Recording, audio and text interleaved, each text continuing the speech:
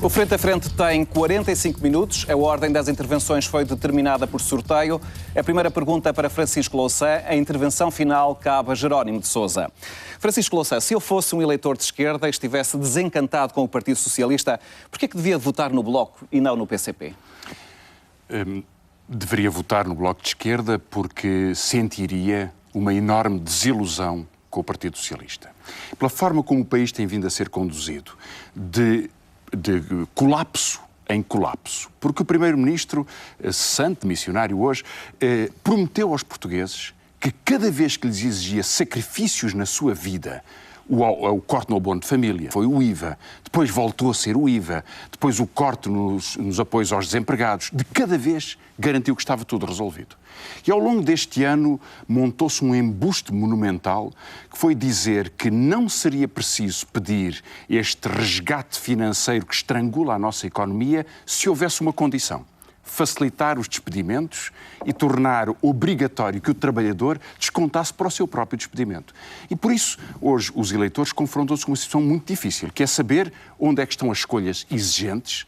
E como percebeu, desde ontem há um enigma na política portuguesa. O Primeiro-Ministro recusou o enunciado que eu fiz sobre o mistério desta campanha. O que é que o Governo se comprometeu com o FMI sobre a taxa social única? E hoje o Ministro Silva Pereira veio dizer em nome do Governo, e eu agradeço o esclarecimento, que de facto o texto que eu citei faz parte do memorando, que é um anexo da Carta de Intenções que o Governo vai apresentar. Nós já vamos analisar esses detalhes, mas eu noto que não respondeu à minha pergunta. Não, eu respondi porque é sobre os conteúdos que se tomam decisões. Repare, neste momento nós sabemos o seguinte... Mas a minha pergunta, hoje o debate é entre o Partido Comunista Português e o Bloco de Esquerda. Sim, mas é sobre a segurança social também. E poderá haver eleitores que podem estar indecisos entre os dois partidos. E, portanto, a minha pergunta era no sentido de perceber, do seu ponto de vista, porque é que um eleitor de esquerda desencantado com o PS deve votar no Bloco e não no PCP. Bom, vai votar no Bloco se quiser, porque sentirá que há uma responsabilidade pela segurança social. O Primeiro-Ministro, e eu lamento insistir, mas é que as questões são mesmo importantes, comprometeu-se em Washington com um corte gigantesco na prestação que são as contribuições para a segurança social. E, portanto, num aumento de impostos. O FMI, de ontem para hoje, fez uma coisa, aliás, curiosa, pelo que sei, foi durante estas horas, traduzir para português as declarações dos seus responsáveis que asseguram que o governo português lhes disse, no dizer, por exemplo, do Strauss-Kahn, que é o diretor do FMI, que haveria um corte drástico, a frase é dele, um corte drástico nas contribuições para a segurança social. E o Primeiro-Ministro não nos quer dizer se há um corte drástico, que impostos é que vão subir. Ou seja, o que é que os trabalhadores, os contribuintes, a classe média, os consumidores vão ter que pagar para esse corte drástico. Isto é decisivo para saber o futuro da segurança social. Jerónimo de Sousa, colocava-lhe a mesma questão. Porquê é que um eleitor de esquerda há de votar no PCP e não no Bloco? Bom, é uma escolha livre de cada um, mas de qualquer forma, portanto, aquilo que nós consideramos quando apelamos ao voto na CDU é porque é um voto que não será esquecido. Um voto que traduz também um resultado de um cotidiano de muitos encontros, em muitas lutas, em muitas reivindicações por parte de muitos trabalhadores, cidadãos que votam muitas vezes no Partido Socialista, e um Partido Socialista que no governo traiu muitas expectativas e até o voto. E nesse sentido, um voto na CDU é um voto que não engana e é um voto que corresponde, portanto, a essa trajetória daquele homem, daquela mulher, daquele jovem que nunca esteve sozinho, esteve sempre ao seu lado. Mas quando diz que um voto na CDU é um voto que não engana, um voto no Bloco de Esquerda seria um voto que poderia enganar? Estávamos a falar de eleitores do Partido Socialista, creio eu. Mas eu perguntei-lhe foi pelo Bloco de Esquerda. Mas, obviamente, insisto nesta ideia. Portanto, a escolha livre do nosso ponto de vista, por aquilo que fizemos, por aquilo que lutámos, por aquilo que propomos e propusemos, nós consideramos que muitos eleitores indecisos podem fazer esta opção com grande tranquilidade. Muito bem. Francisco Louçã, Jerónimo de Sousa disse numa entrevista da semana passada que o PCP tem um projeto, que tem um ideal e que tem um programa claro. E disse não saber bem qual é a ideologia do Bloco. O senhor quer aproveitar esta oportunidade para explicar, afinal, o que é o Bloco? Bem, e explicar ao Jerónimo de Sousa, porque a questão foi levantada por ele. Do que lhe estava a falar, tem uma resposta. O Bloco é um partido que luta pelo socialismo, ou seja, luta contra a exploração e luta a favor da representação do trabalho e da dignidade do trabalho. Essa é a razão pelo qual, nas questões políticas concretas, tem havido, eu sei, em questões ideológicas, diferenças com o PCP, e em questões políticas concretas tem havido muitas convergências práticas que eu assinalo, registro e aprecio, nomeadamente no Parlamento. E certamente na questão da segurança social essa é uma delas. E eu não vou largar este assunto, porque neste momento torna-se claro perante os portugueses que a segurança social está ameaçada da maior mudança da sua história. Seja pela proposta do PSD, 4% de redução da contribuição patronal, eu sei que essa é a questão principal que quer ver discutida. Eu tenho tempo para ela no debate, mas neste momento o que me interessava saber era exatamente quais são as diferenças entre o Bloco e o PCP. Era por aí que eu gostava de começar este debate e depois mais à frente iríamos a essa questão. Certo, mas que é fundamental. Mas as questões que preocupam diretamente os portugueses é aí que se vê as grandes diferenças na política portuguesa. Nós temos uma fratura na sociedade portuguesa e a segurança social protege os mais pobres, garante as pensões e por isso as escolhas que se fazem é sobre propostas práticas. Eu tentarei, neste debate, enunciar propostas práticas, pô-las à discussão, porque acho que elas demonstram a força que é preciso ter para uma esquerda enérgica. Jerónimo de Sousa, ficou esclarecido sobre o que é o Bloco de Esquerda. O senhor disse no fim de semana que não sabia bem se o Bloco era um movimento ou se era um partido. É evidente que trata-se de uma apreciação política, uma avaliação que o Bloco fará sobre nós fazemos sobre o Bloco, num quadro natural de avaliação, portanto, e de análise em relação a outros partidos políticos. E, nesse sentido, portanto, como é sabido, e já aqui foi dito, nós portanto, temos diferenças e até divergências. Quais são as principais divergências com o Bloco? Particularmente em relação à concepção da União Europeia, designadamente em relação ao seu caráter federalista.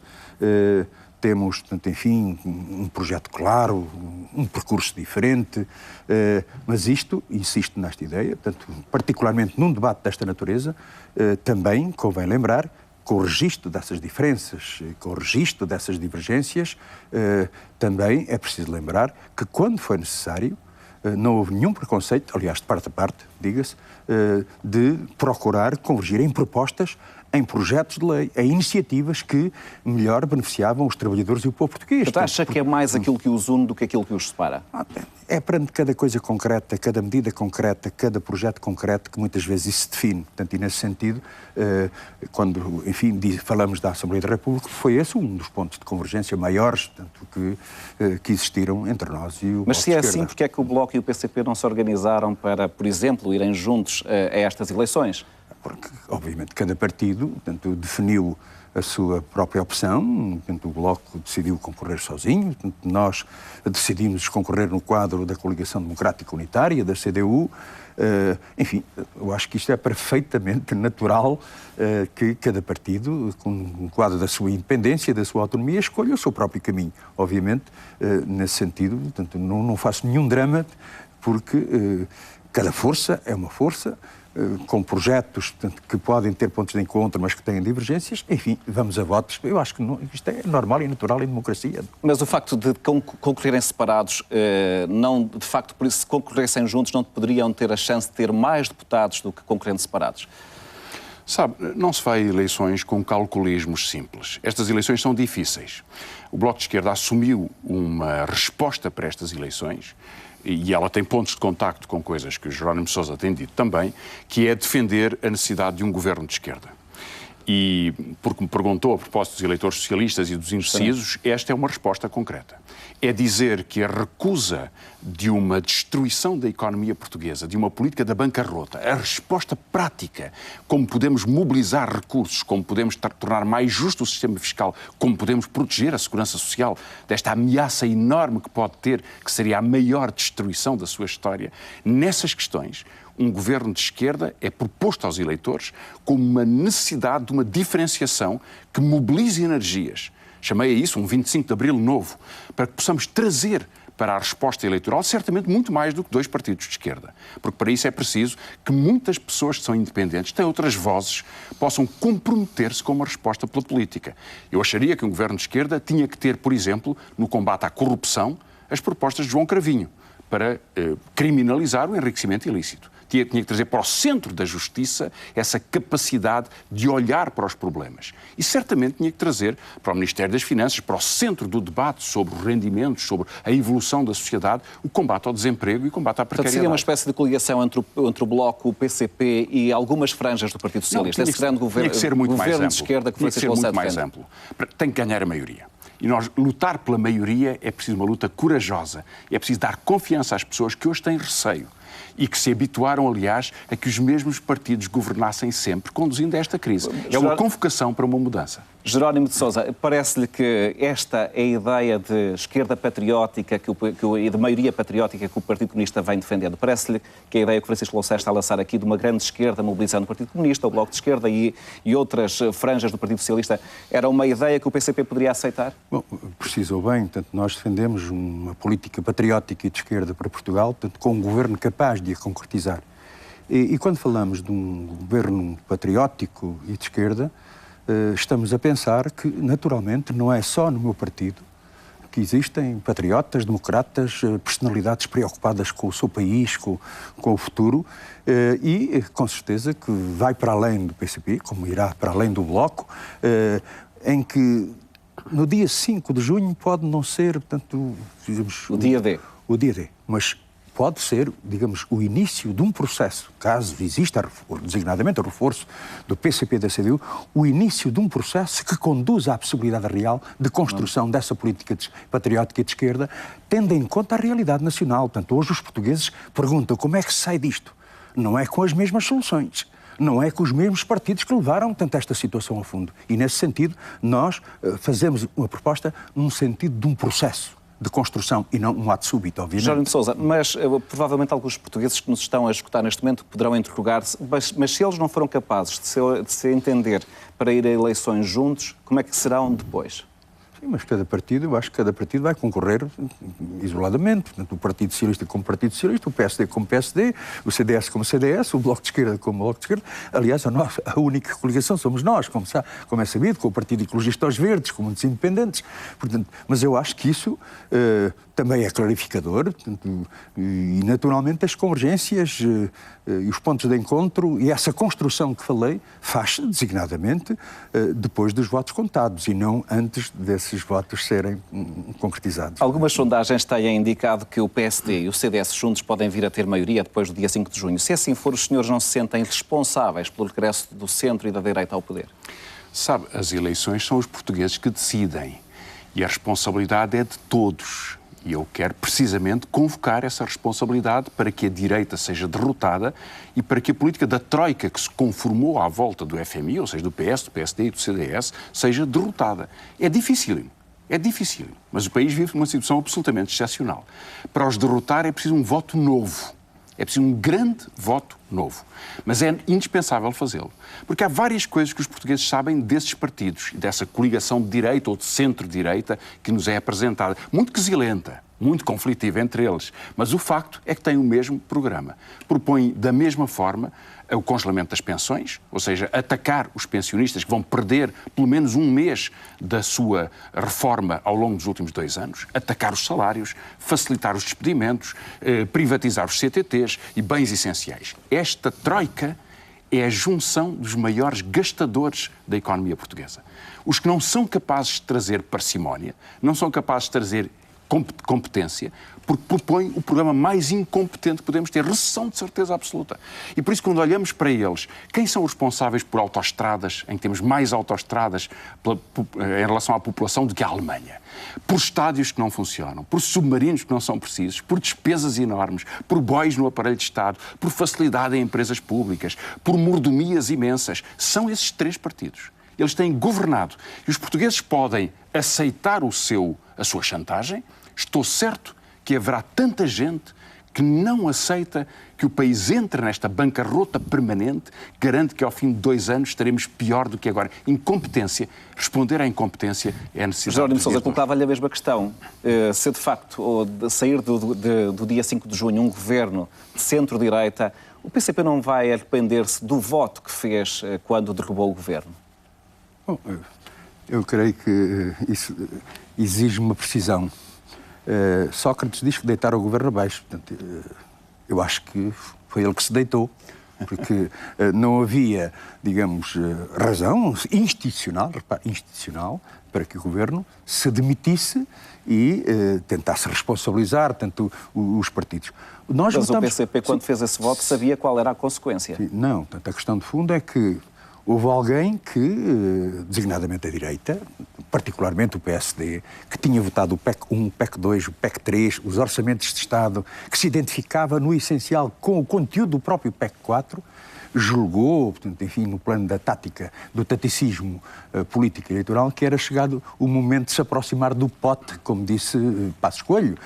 E, obviamente, Sócrates pensou que se tratava de uma grande traição de quem os tinha acompanhado nos sucessivos PECs, nas políticas de direita que tinha vindo a realizar, digamos, e deitou-se, portanto, ao chão, portanto, demitiu-se e, naturalmente, não, como digo, por razões de conteúdo em relação ao PEC 4, porque acabámos depois por saber que, afinal, o PSD estava de acordo com o PEC 4, queria mais, medidas gravosas.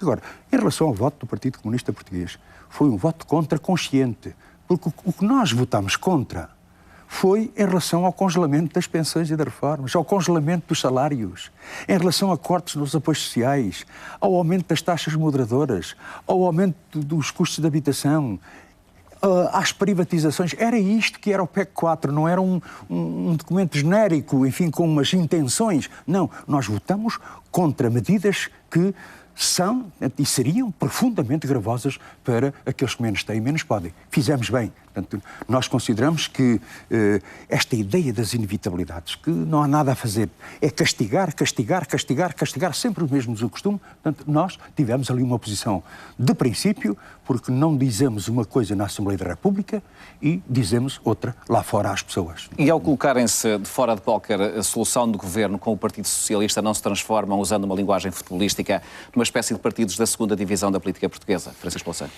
Repare, o Partido Socialista arrastou o país para uma crise gravíssima ao longo dos últimos anos, em particular no último ano. E faltou à verdade sucessivamente aos portugueses. Exigiu um aumento do IVA e garantiu que não havia mais aumento de impostos. Poucos meses depois, voltou a exigir outro aumento do IVA. José Sócrates foi o primeiro-ministro que mais aumentou o IVA na história de Portugal. O que quer dizer o imposto mais injusto e mais agressivo. Propôs-nos como chave para a política portuguesa a ideia de que se facilitasse os despedimentos, então a economia poderia recuperar e não havia problemas externos. Ou seja, impôs um preconceito, um fanatismo ideológico, um radicalismo político que é incompetente. Porque quanto mais se facilitam os despedimentos, quanto mais se corte o apoio aos desempregados, mais haverá desemprego e mais baixarão os salários. E um país de salários muito baixos, com muito desemprego, é um país sem qualificações, que não tem nenhuma capacidade de resposta.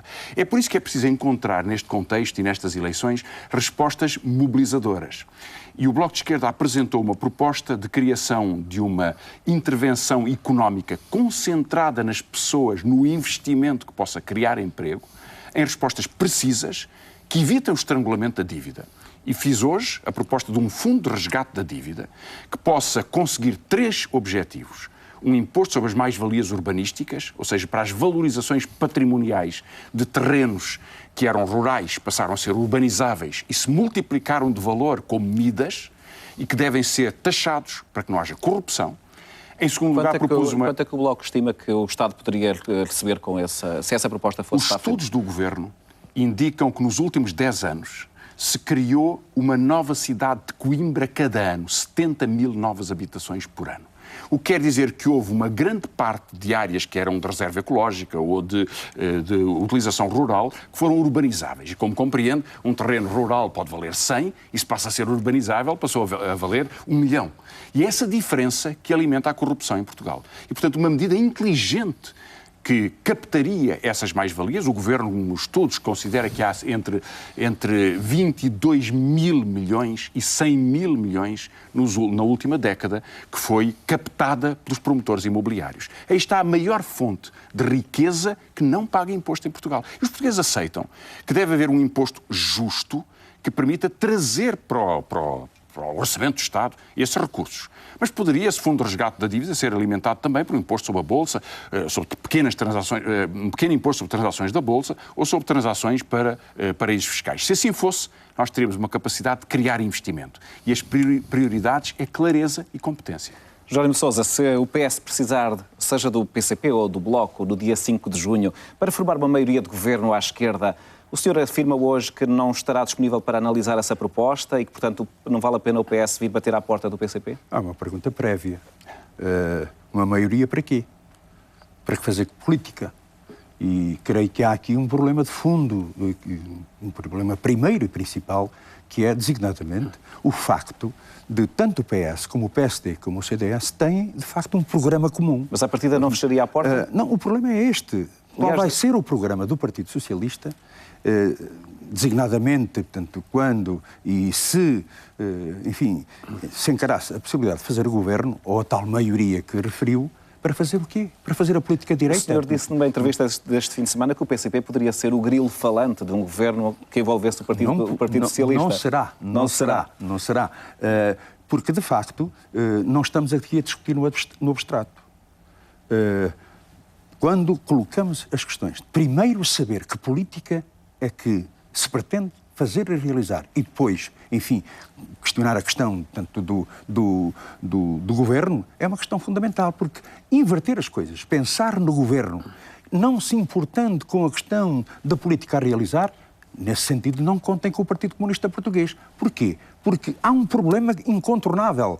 Portanto, este PS, no caso concreto, portanto, para além do PSD e do CDS, assumiram uma grave responsabilidade, assumiram um pacto de submissão, portanto, e de agressão aos trabalhadores e ao povo português inaceitável. E é nesse sentido que nós, portanto, quando queremos discutir com o Partido Socialista, nós dizemos, em vez desse pacto de submissão e de agressão, nós dizemos, temos uma proposta. Por exemplo, em relação aos impostos, como aqui foi referido, porque não, enfim, taxar as mais-valias das operações bolsistas? Porque é que não se põe a banca a pagar tanto como um pequeno ou médio empresário, em termos de impostos? Porque é que não se confia nas potencialidades de Portugal? Portanto, é uma proposta estratégica, de fundo. Toda a gente começa a perceber, deixe-me só acabar este raciocínio, toda a gente começa a perceber que cada vez mais estamos a pedir empréstimos para pagar empréstimos.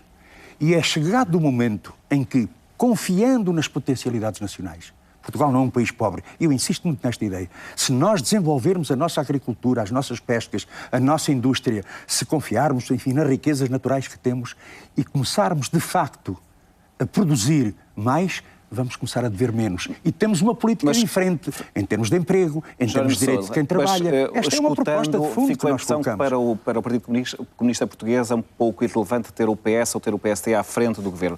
E a verdade é que, por exemplo, no programa de privatizações, o do PSD é bastante mais amplo do que o do Partido Socialista.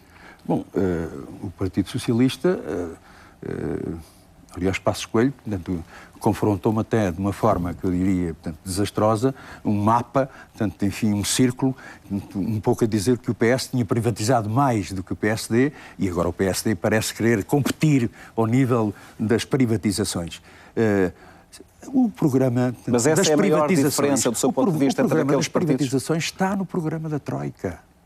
Não foi uma invenção do Partido Socialista, não é uma invenção do PSD. É claro que aqui ou acolá, portanto, o PSD quer ser mais papista que o Papa, designadamente, por exemplo, esta ideia peregrina de privatização da água. Isto é das coisas mais perigosas porque portanto, este bem da vida sem o qual o ser humano não pode viver, transformado num negócio, imagina as consequências futuras. Nós consideramos que esta, por exemplo, é daquelas propostas de excesso do PSD. Mas, no essencial, em relação a tudo aquilo que dá lucro, empresas que hoje, tanto, enfim, dão dividendos ao Estado para assumir as suas responsabilidades sociais, portanto, PS e PSD, porque está no programa da Troika, querem privatizar praticamente tudo, incluindo áreas da segurança social, incluindo também, portanto, no plano da saúde. Portanto, queria só dizer que os tempos entre os dois candidatos estão bastante equilibrados. O Jerónimo de Sousa tem 10,53 e o Francisco Louçã 10,05. Francisco Louçã, Portugal pode dispensar os 78 mil milhões de euros de ajuda que virão da União Europeia e do FMI? Esta ajuda não vem para Portugal. Não é ajuda empréstimo. E não vem para Portugal. vêm 12 mil milhões para o sistema financeiro, diretamente para os bancos. Sim, diretamente para os bancos, que não usaram os seus dividendos para se recapitalizar ao longo do tempo e por isso têm hoje uma situação mais difícil do que o que deviam ter. Vão 50 mil milhões diretamente para os credores estrangeiros e vão 30 mil milhões diretamente para o juro pago às entidades que emprestam a um juro usurário. Mas são compromissos que Portugal tinha assumido e que não podia deixar de cumprir. Mas, com certeza, mas Portugal deve pagar a sua dívida em função da sua economia. Portugal deve cumprir as suas obrigações. Mas imagine que José Sócrates lhe bata à porta uma família que não consegue pagar o seu crédito à habitação e que tinha um crédito com 5 ou 6% de juro. Imagina que José Sócrates lhe diga, se não consegue pagar 5 ou 6% de juro, vá a uma empresa de crédito ao consumo para pagar 15%. Acha que é uma solução para Portugal estar a pagar, como vamos pagar no dia 15 de junho, juros que são cobrados a 4% ou a 3%, pedindo um empréstimo que vai ser pago a 5,7% à União Europeia e a mais de 5% no conjunto da média? Não pode ser. Nós estamos a endividar para pagar dívida. O que quer dizer que no fim deste período, Portugal terá uma dívida maior. Os economistas fazem um estudo que é a diferença entre a taxa de juro e o crescimento nominal do produto, para se perceber a capacidade de resposta às suas dívidas de uma economia. Nos últimos 4 anos, contando com as previsões para o ano atual, o Governo calcula que o que chama efeito de bola de neve, este fosso entre o que é exigido que se pague e o que se está a pagar, são 20 mil milhões de euros. Ou seja, agravou-se a dívida pública num montante insuportável para a economia. Por isso é preciso renegociar a dívida. E há várias formas de o fazer. Não há qualquer alternativa à renegociação da dívida? A renegociação é a forma mais sensata. É o que propõem, aliás, muitos economistas no mundo, de várias orientações. Mas não depende apenas do país que deve, depende também dos credores, não é? Bom, é uma negociação. É uma negociação. A Grécia e a Irlanda já negociaram a taxa de juro e conseguiram. Em condições insuportáveis para ambas as economias, como se vê. Não podemos ir atrás deles. Mas a taxa de juros da Grécia já baixou 1%. E a da Irlanda vai baixar amanhã 1%. Agora, há várias formas de fazer uma renegociação. E uma delas, aliás, o Jerónimo de Sousa referiu-se há pouco, a diferença sobre a questão europeia. Tem que ver com diferenças que temos sobre a questão europeia. Porque nós defendemos que a forma privilegiada de uma renegociação é a emissão de títulos europeus de dívida, que permitem mutualizar, que permitem compatibilizar o esforço de todos os países europeus com o objetivo comum, que é que haja um ataque à especulação para que haja um suporte partilhado sobre as dívidas públicas de todos. É a forma mais interessante da renegociação, era uma forma mais que o protegida PCP da renegociação. Apoiaria? Há aqui um problema. Nós temos a ideia que esta União Europeia, esta União Económica e Monetária, não é reformável. Está a caminho do precipício? Enfim, eu percebo a boa intenção. Agora, o problema é este. Todos nós sabemos que, em relação à questão da reestruturação da dívida, à renegociação, se quisermos, o problema maior é que foi precisamente o Diretório de Potências, particularmente a Alemanha, que resolveu dar uma moratória aos megabancos, particularmente alemães, franceses e também portugueses, diga-se, no caso do BPN é um caso paradigmático, em que têm 2 anos para limpar o lixo daquilo que andaram a fazer durante anos, em termos de especulação, em termos de especulação imobiliária, na jogatana, portanto, 2 anos. E nesses 2 anos é o tempo que eles aproveitam para atirar, portanto, os países para um poço de onde é difícil sair. Portanto, ouça aquilo que eu lhe vou dizer, porque estou a falar com uma grande seriedade. E ouvirei com toda a atenção. Ainda vai ouvir, daqui a uns tempos, aqueles que hoje criticam a proposta do Partido Comunista Português, gritar aquilo é o rei, temos que reestruturar a dívida. E porquê? Porque, enfim, eu não sou economista, mas percebo perfeitamente o seguinte, é que vai chegar a um ponto, não é dizermos nós não pagamos, não é isso. Não é pagável a dívida. Ficamos numa situação insustentável. Então era em condições melhores. Mas a estratégia para renegociar a dívida proposta pelo PCP era semelhante à do Bloco? Nós consideramos que, obviamente, tem que haver um processo de negociação. A diferença é que eu não acredito na boa vontade da senhora Merkel. Aliás, verificado neste nível das taxas de juros, a tal Europa solidária, coesa, de coesão económica e social, verificamos que ainda foi mais digamos, gananciosa, passo o termo, mas isto não é uma questão de ganância, é uma questão de natureza das coisas, do que o próprio FMI, portanto, que hoje, também leva uma bomba a aqui. Associated Press disse que o juro que iria ser cobrado a Portugal vai ser de 5,7%. O senhor acha que é renegociável este juro? Portugal tem alguma margem para fazer baixar este juro?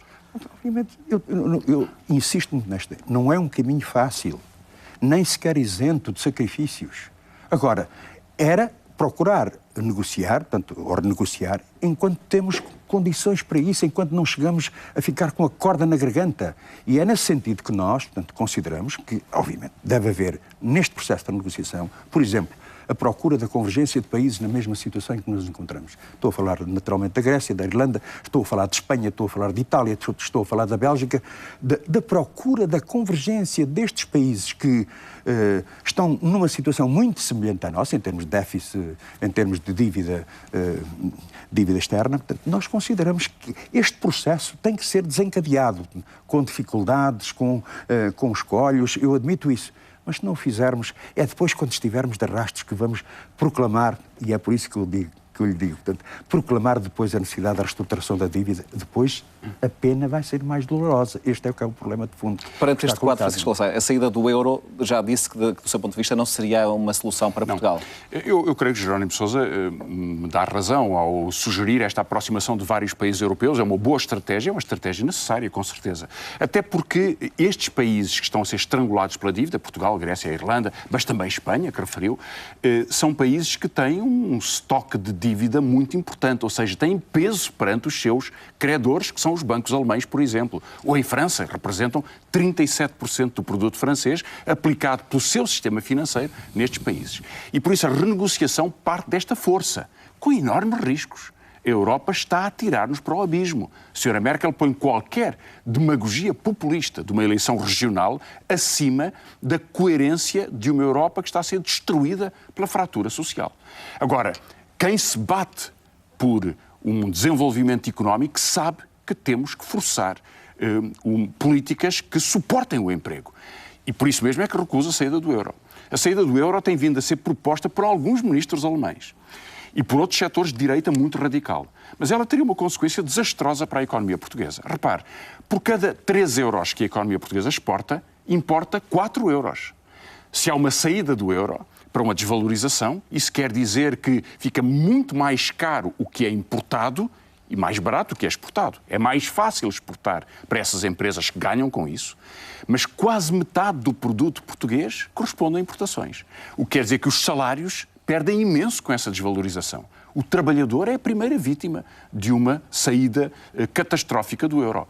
E por isso é que exigir responsabilidade e batermos na Europa significa ter um sentido agudo de como deve ser feita esta renegociação. Mas deixe-me dizer uma última palavra. A renegociação é claro que pode bater contra os obstáculos europeus. Provavelmente assim acontecerá. E por isso não desistimos de defender uma economia para o emprego que tenha uma responsabilidade completa em Portugal.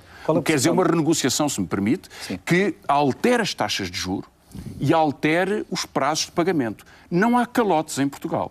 Portugal não vive de calotes, vive de responsabilidade, porque diz aos seus credores que se outros países também alteraram a taxa de juros, nós temos necessidade de o fazer, porque senão daqui a 3 anos pede-se outro empréstimo para pagar outro empréstimo a outra taxa de juros, mas há menos emprego. Há mais desespero das pessoas. E eu não estou disposto a aceitar que se peça aos reformados uma parte importante do seu rendimento para passar para um sistema financeiro predatório que foi irresponsável, que não quis pagar impostos e que agora não aceita que haja uma distribuição de responsabilidades como temos que fazer para proteger as pessoas. Jerónimo de Sousa, o senhor disse que o euro não trouxe o crescimento prometido nem contribuiu para o desenvolvimento do país. O senhor acha que está na hora de fazermos regressar o escudo? Eu creio que é importante a prevenção que o PCP fez na altura devida em relação à adesão ao euro, de que Portugal, com a sua economia no estado em que estava, não estava preparado para essa integração. E passados estes anos, dizem os números, dizem as estatísticas, mostra a realidade que perdemos competitividade no plano das empresas, que perdemos soberania e que também perdemos capacidade e maleabilidade, designadamente monetária. Perdemos instrumentos monetários que poderiam ajudar Portugal numa situação difícil. E em relação à questão que coloca, portanto, para o Partido Comunista Português isto não é uma questão tabu, a questão do euro. É preciso, Portugal saísse do euro. Não, é preciso fazer uma reflexão profunda sobre isso.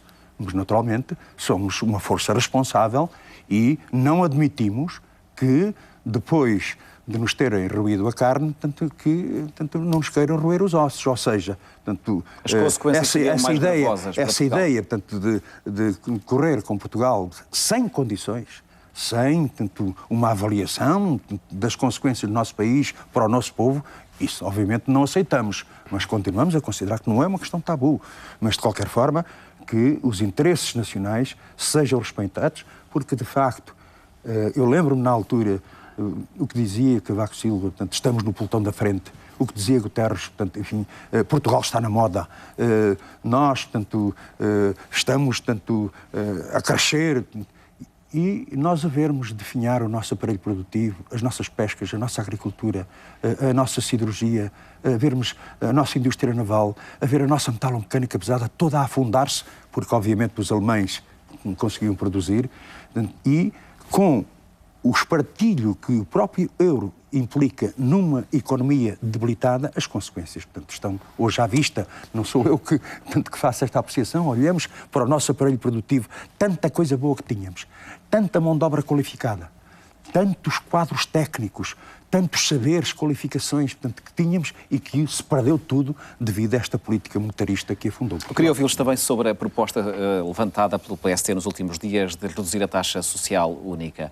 Francisco Louçã, qual é a sua opinião sobre esta proposta? Deixe-me só dizer uma palavra. Eu acho natural que a esquerda tenha toda a reflexão sobre as questões fundamentais, mas este é um momento de escolhas e creio que por isso mesmo eu não desresponsabilizo nunca nem os processos de adesão à União Europeia com um euro demasiado forte que prejudicou a economia portuguesa, mas olho para a situação atual e sei que desvalorizar os salários, ou desvalorizar as pensões, ou seja, fazer com que as pessoas que pagam a sua renda de casa, a sua prestação ao banco, passem a dever muito mais se estivéssemos fora do euro, não é aceitável. Portanto, para o PCP é uma questão em aberto, para o PCP, para o Bloco de Esquerda, é uma questão fechada. Ouviu esse ponto de vista. Eu não desresponsabilizo nunca os que destruíram a economia nacional. Foi, sem dúvida, a pressão da economia alemã, com certeza. Mas os donos de Portugal quiseram acabar com a agricultura. E podia ter havido agricultura. Na União Europeia pode haver. Quando diga-se os donos de Portugal, que aliás uma expressão que está na sua moção, está a referir-se a quem? Estou a referir ao poder económico, ao sistema financeiro e ao poder de grandes empresas que preferiram construir autoestradas a que houvesse investimento produtivo. Preferiram destruir as pescas ou a agricultura a que houvesse uma indústria com qualificações e com pessoas com direitos. Estão obcecados. Como está José Sócrates? Veja como ele insiste. A chave para a política portuguesa é facilitar os despedimentos. E eu pergunto a uma pessoa sensata, o que é que se melhora facilitando os despedimentos? Ou mesmo sobre a segurança social. O PSD propõe 4% de redução da taxa social única. E vai compensar isto aumentando o IVA, 4 pontos percentuais. E aumentando o IVA, que só pode ser 2%, no mínimo, são 1.500 milhões de euros de facto. A não ser que proponha aquela salada confusa, que é para umas empresas e não é para outras, mas isso não é legalmente possível, não se pode fazer política a partir da confusão. O problema é que essa proposta percebemos o que quer. Quer caminhar para a privatização da segurança social, quer diminuir aquilo que o trabalho tem de si próprio para pagar a sua própria pensão e dos trabalhadores que estão nessa altura, na situação de pensionistas, para fazer depender de decisões políticas exteriores, que não dependem da empresa, não dependem do valor gerado na empresa, não dependem do trabalho, dependem do orçamento e da política do governo de então. Isso é perigoso para a segurança social, é insensato. O problema é que o PS não nos diz qual é a proposta. A proposta do PSD é destruir parcialmente a segurança social. E o PS comprometeu-se a uma diminuição da contribuição patronal muito mais grave. O que o FMI chama um corte drástico. E das duas uma, ou José Sócrates está a faltar à verdade em Washington e não quer um corte drástico, ou está a faltar à verdade em Lisboa e está a negociar um corte drástico. Mas não nos pode dizer é que uma alteração de 1% ou 0,5% é o corte drástico que é tão importante para que no discurso de Strauss-Kahn, que é um discurso curtíssimo, seja aquilo de que ele mais se vangloria. Conseguiu o apoio em Portugal de um governo para um corte drástico na segurança social. E nós temos de saber qual é. E é insuportável para quem tem uma reforma, ou para quem está a trabalhar e vai ter uma reforma, não ter a certeza que a esquerda tem que lhe dar. Esse é o combate da esquerda para garantir, proteger essas Jerónimo pensões. de Sousa, qual é a sua opinião sobre esta proposta para reduzir a taxa social única? Eu creio que é uma proposta muito grave, na medida em que visa, de facto, uma descapitalização da segurança social, com vistas mais à frente à sua própria privatização, designadamente em relação aos maiores descontos para a segurança social, e consideramos que as alternativas são outras. Há outras propostas de aumento dos impostos, particularmente em relação a quem mais tem e mais pode. Mas eu queria aqui juntar uma preocupação em relação, por exemplo, às novas gerações. Hoje sabemos que as novas gerações estão a ser profundamente fustigadas pela precariedade. Estão numa situação de baixos salários. Vão ver penalizados, portanto, os custos com a habitação.